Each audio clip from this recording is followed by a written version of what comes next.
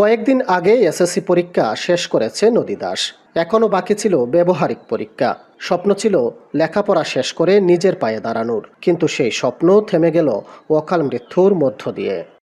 রোববার রাতে হবিগঞ্জ শহরের উমেদনগর বাণিজ্যিক এলাকার সড়কের পাশ থেকে অচেতন ও রক্তাক্ত অবস্থায় তাকে উদ্ধার করা হয়। পরে জেলা সদর আধুনিক হাসপাতালে ভর্তি করা হলে ভোরে চিকিৎসাধীন অবস্থায় তার মৃত্যু হয়। পরিবারের অভিযোগ, মৃত্যুর আগে ধর্ষণের শিকার হয়েছিল সে।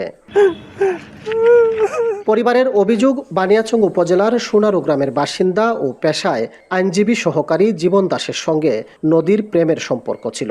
কিছুদিন আগে বিয়ের আশ্বাসে তাকে শহরের ইস্কন মন্দিরে নেয় অভিযুক্ত জীবন। তবে ভুক্তভোগী নদী অপ্রাপ্ত বয়স্ক হওয়ায় মন্দির কর্তৃপক্ষ বিয়ে সম্পন্ন না করে তাকে পরিবারের কাছে ফিরিয়ে দেয়।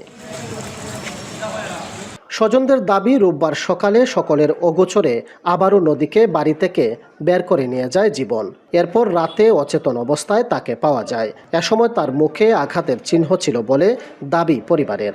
ছেলে প্রভু ভবন দিয়ে আনছে, বিয়ে করবো মন্দিরে রয়েছে, আর ঘটনা ঘটেছে।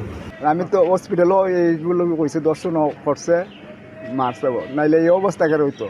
চিকিৎসক জানিয়েছেন প্রাথমিকভাবে ধর্ষণের আলামত পাওয়া গেছে, তবে ময়নাতদন্তের পর বিষয়টি নিশ্চিত হওয়া যাবে। সেক্সুয়াল অ্যাসল্টের তথ্য আমাদের অ্যাটেন্ডেন্ট যারা নিয়ে এসেছিলেন রোগীটাকে, ওরা দিয়েছে, কিন্তু এটা হয়তো বিস্তারিতভাবে যেহেতু আমাদের ভিকটিম এক্সামিনেশন হয় না, রাত 2টো বাজে এসছে এবং 6টা বাজে মারা গিয়েছে। এটা যখন সুরতাল হবে বা আমাদের পোস্টমর্টম যিনি করবেন ডাক্তার, ওই ডাক্তার মহোদয় প্রাইভেট পার্ট এক্সামিনেশন করলে হয়তো যদি কিছু থাকে এটা নিশ্চয়ই পোস্টমর্টম রিপোর্টে উঠে আসবে।